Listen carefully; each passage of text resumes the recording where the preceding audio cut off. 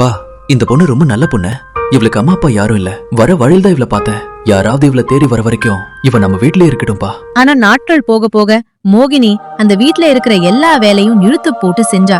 மாட்டுக்கு புல் போடுறதும் நல்ல ருசியான உணவுகளை அவளே தனியா செய்யறதும் வீட்ல எல்லாருக்கும் அன்பா பரிமாறதும் இப்படி எல்லா வேலையும் அவளே செய்யறத பார்த்து கமலாவுக்கு அவளை ரொம்ப புடிச்சு போச்சு. ரொம்ப நாள் ஆகியும் மோகினி தேடி யாரும் வராததால அவளையே குமரனுக்கு கல்யாணம் பண்ணி வைக்கலாம்னு முடிவு பண்ணிட்டா. ஆனா இதெல்லாம் பார்த்துட்டு செல்விக்கு என்னவோ விசித்திரமா இருந்துச்சு.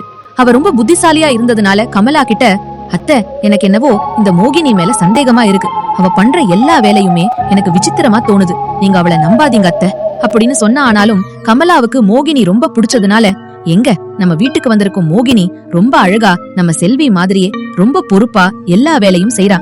அவளையே நம்ப சின்னவன் குமரனுக்கு கல்யாணம் பண்ணி வச்சிடலாங்க அப்படின்னு கமலா சொன்னதும், அத்தை அவசரப்படாதீங்க, நல்லா யோசிச்சு முடிவு பண்ணுங்க.